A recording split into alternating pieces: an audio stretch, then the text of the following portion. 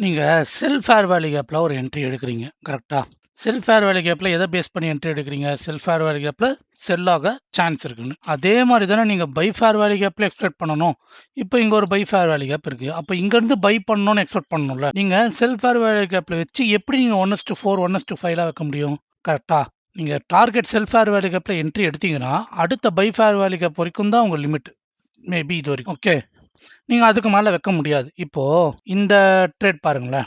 Just ஒரு bearish engulfing வருதுன்னு நான் ஒரு ட்ரேட் எடுத்தேன்னா, எனக்கு இங்க ஒரு ஃபேர் வேல்யூ கேப் வந்து ஏற்கனவே டெஸ்ட் ஆயிடுச்சு. ஸோ எனக்கு அடுத்த பாயிண்ட் வந்து இங்க தான் இருக்கு ஃபேர் வேல்யூ கேப். ஸோ நான் இதுவரைக்கும் தான் டார்கெட் வைக்க முடியும். ஸோ அதுக்கேத்த மாரி நான் ஸ்டாப் லாஸ ஃபிக்ஸ் பண்ணிக்கணும். இப்போ எனக்கு 1.1:1 வந்திருக்கு. அவ்வளோதான் நான் ட்ரேட்ட க்ளோஸ் பண்ணிக்கணும். ஓகேங்களா? இதையும் தாண்டி கீழ போகும்னு நீங்க எக்ஸ்பெக்ட் பண்ண முடியாது. இப்போ இங்க ஃபேர் வேல்யூ கேப்ஸே இல்லன்னா, ஓகே. நீங்க இதுக்கு கீழ வைக்கிறதுல ஏதாச்சும் ரீசன் இருக்கு.